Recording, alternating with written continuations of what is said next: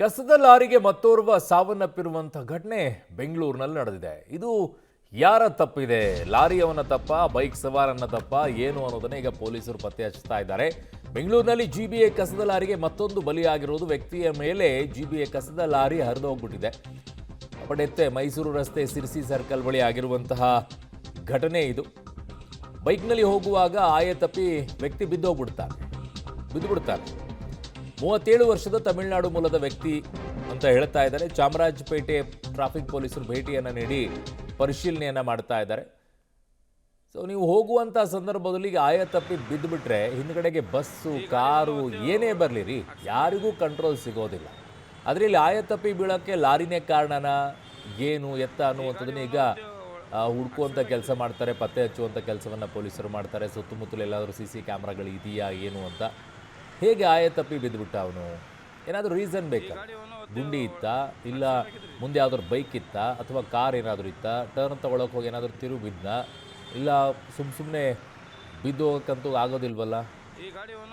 ಹೇಗಾಯ್ತಿದು? ಹಿಂದಿಂದ ಯಾವುದೇ ವೆಹಿಕಲ್ಗಳು ಬರ್ತಾ ಇರಲಿ, ಕಂಟ್ರೋಲಿಗೆ ಯಾರಿಗೂ ಸಿಗಲ್ಲ. ನೀವು ಆಯತಪ್ಪಿ ಮುಂದ್ಗಡೆ ಹೋಗ್ಬೇಕಾದ್ರೆ ಟಪಕ್ ಅಂತ ಬೈಕಲ್ಲಿ ಇರೋನು ಬಿದ್ದುಬಿಟ್ರೆ ಹಿಂದೆ ಬರೋನು ಯಾವನಾದರೂ ಅದ್ರ ಮೇಲೆ ಅವನು ಆದ್ಮೇಲೆ ಹೋಗುತ್ತೆ ಅದು. ನನ್ನ ಸಹೋದ್ಯೋಗಿ ಈಗ ಮೆಟ್ರೋ ಬ್ಯೂರೋಯಿಂದ ರಾಘು ಮರಿಸ್ವಾಮಿ ನನ್ನ ಸಂಪರ್ಕಕ್ಕೆ ಸಿಗ್ತಾ ಇದ್ದಾರೆ. ರಾಘು, ಹೇಗೆ ಆಯತಪ್ಪಿ ಬಿದ್ದಿದ್ದು? ಇದರಲ್ಲಿ ಲಾರಿಯವರ ಫಾಲ್ಟ್ ಏನಿದೆ, ಮತ್ತೆ ಏನ್ ಡೀಟೇಲ್ಸ್ ಸಿಗ್ತಾ ಇದೆ ಈ ಅಪಘಾತದ ಬಗ್ಗೆ? ಅರುಣ್, ಗಾಡಿಯಲ್ಲಿ ಬರ್ತಾ ಇರ್ತಾರೆ.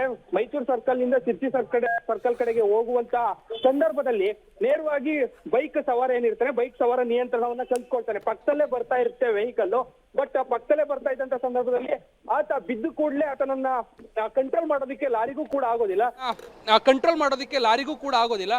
ಏಕಾಏಕಿ ಲಾರಿ ಆತನ ಮೇಲೆ ಹಿಂಭಾಗದಲ್ಲೇ ಬರ್ತಾ ಇದ್ದಂತ ಸಂದರ್ಭದಲ್ಲಿ ಆತನ ತಲೆಯ ಮೇಲೆ ಅರಿಯುವಂತ ಕೆಲಸಗಳಾಗುತ್ತೆ. ಆತ ಸ್ಥಳದಲ್ಲೇ ಮೃತಪಡ್ತಾನೆ. ಅಂದ್ರೆ ಕಸದ ಲಾರಿ ಜಿಬಿಎಗೆ ಸೇರಿದಂತಹ ಕಸದ ಲಾರಿ ನಿಯಂತ್ರಣವನ್ನ ಕಳೆದುಕೊಂಡು ಬಿದ್ದಂತಹ ಬೈಕ್ ಸವಾರನನ್ನ ಅವಾಯ್ಡ್ ಮಾಡೋದಕ್ಕಾಗದೆ ಈಗ ಆತನ ಮೇಲೆ ಲಾರಿಯನ್ನ ಹಚ್ಚಿರುವಂತದ್ದು. 35 ವರ್ಷದ ವ್ಯಕ್ತಿ ಅಂತ ಹೇಳಲಾಗ್ತಾ ಇದೆ. ಮೂಲತಃ ತಮಿಳುನಾಡಿನ ವ್ಯಕ್ತಿ ಅನ್ನುವಂತ ಮಾಹಿತಿಗಳು ಸಿಗ್ತಾ ಇರುವಂತದ್ದು. ಆದ್ರೆ ಆತ ಎಲ್ಲಿಗೆ ಹೋಗ್ತಾ ಇದ್ದ, ಎಲ್ಲಿಂದ ಬರ್ತಾ ಇದ್ದ ಅನ್ನುವಂತ ಮಾಹಿತಿಗಳು ಇನ್ನೂ ಕೂಡ ಸಿಗ್ತಾ ಇಲ್ಲ. ಜೊತೆಗೆ ಆತ ಯಾರು ಅನ್ನುವಂತ ಮಾಹಿತಿಗಳು ಕೂಡ ಇನ್ನೂ ಸಿಕ್ಕಿಲ್ಲ.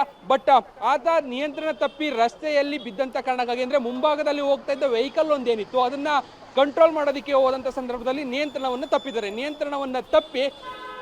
ಕೆಳಕ್ಕೆ ಬಿದ್ದಂತ ಸಂದರ್ಭದಲ್ಲಿ ಹಿಂಭಾಗದಲ್ಲೇ ಬರ್ತಾ ಇದ್ದಂತ ಲಾರಿ ನೇರವಾಗಿ ತಲೆಯ ಮೇಲೆ ಎತ್ಕೊಂಡು ಹೋಗಿದೆ. ವ್ಯಕ್ತಿ ಸ್ಥಳದಲ್ಲೇ ಮೃತಪಟ್ಟಿರುವಂತದ್ದು. ಅರುಣ್,